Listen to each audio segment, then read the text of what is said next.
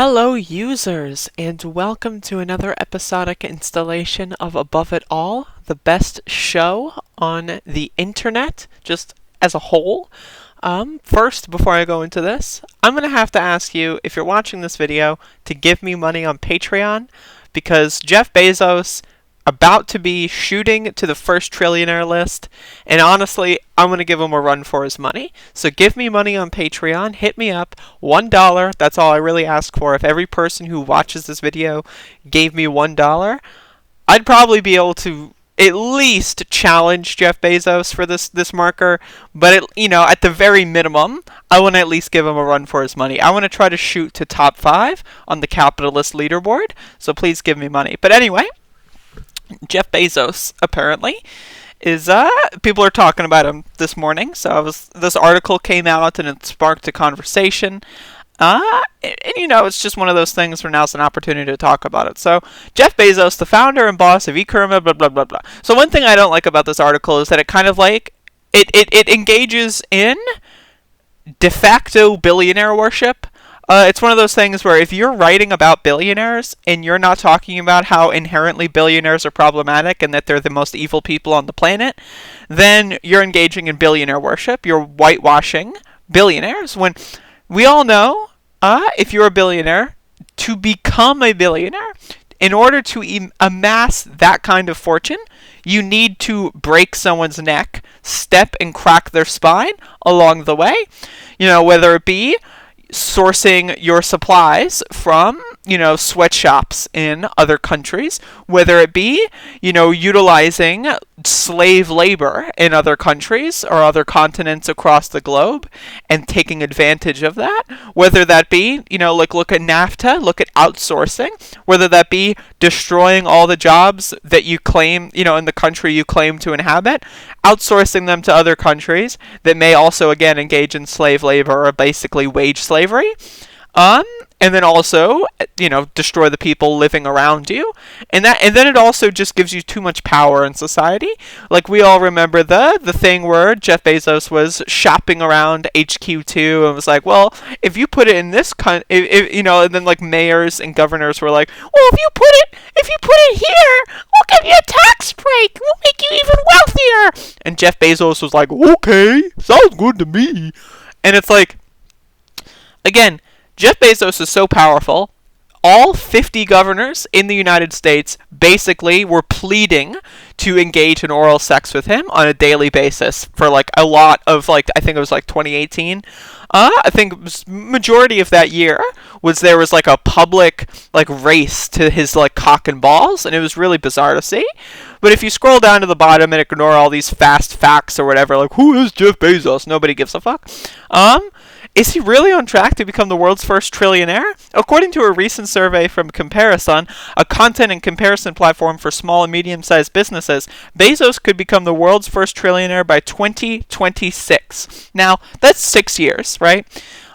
People are, having a conversation about this as if this is about to happen now. But no, we have 6 years or so. And, again, it's one of those things where the value of the dollar really has changed over time. Obviously, a trillionaire in 2026 is completely different than a trillionaire in 2020, especially after, the Trump administration's wreaking havoc on the Fed and the dispensing of currency throughout this, crisis, and especially just using it to give to people like Jeff Bezos instead of the working and poor people throughout this country.